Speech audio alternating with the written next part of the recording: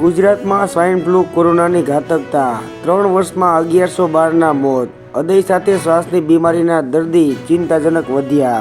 ગુજરાત હાઈકોર્ટના વલણને પગલે બાળ સંરક્ષણ આયોગ રચાયું. હવે નક્કર પોલિસી માટે કોર્ટની તાકીદ. પાસપોર્ટ અરજદારોમાં 10%થી વધુનો ઘટાડો નોંધાયો. ઓબીસી કેટેગરી હેઠળ પીએચડી સ્કોલર્સને 6 મહિનાથી ફ્લેગશિપ ન મળતા કેન્દ્રને ફરિયાદ. આજથી પ્રજ્ઞાચક્ષુઓની રાષ્ટ્રીય એથ્લેટિક્સ સ્પર્ધા. કોંગ્રેસે માત્ર વિરોધીઓને ચૂપ કરવા 62 વખત બંધારણ બદલ્યું. રાજનાથસિંહ. હૈદરાબાદ પોલીસે પોતાની નિષ્ફળતા છુપાવવા અલ્લુ અર્જુનને બલીનો બકરો બનાવ્યો. અયોધ્યાનો ચુકાદો સત્ય આધારિત. પૂર્વ સીજેઆઈ ચંદ્રચૂડનો જવાબ. સ્વિટ્ઝરલેન્ડે ભારતને આપેલો મોસ્ટ ફેવર્ડ નેશનનો દરજ્જો રદ કર્યો.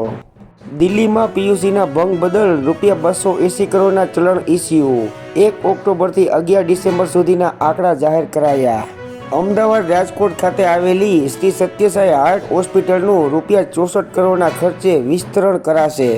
આંધ્રપ્રદેશના એન્ટી સ્મગલિંગ ટાસ્ક ફોર્સના ઇનપુટના આધારે પાટણના ગોડાઉનમાંથી 2 કરોડના 4 ટન લાલ ચંદનનો જથ્થો જપ્ત. 3ની ધરપકડ. જદયુ નેતા લલનસિંહનો કોંગ્રેસ પર હુમલો. તમારી સરકારોનો ઇતિહાસ વાંચો. બંધારણના ભક્ષક રક્ષક બની શકે નહીં. સચિવાલયમાં હવે પ્લાસ્ટિકની જગ્યાએ કાચની બોટલમાં પાણી અપાશે. સરકારને મોડેથી સમજાયું કે પ્લાસ્ટિક હાનિ કરતા. અલ્હાબાદ હાઈકોર્ટે જજ શેખર યાદવને મહત્વના કેસોમાં હટાવ્યા. આગામી 3 દિવસ ઠંડી વધવાની સંભાવના નહીવત. નલિયા 8 ડિગ્રી સાથે ઠંડુગાર. 10 શહેરમાં 14થી નીચું તાપમાન.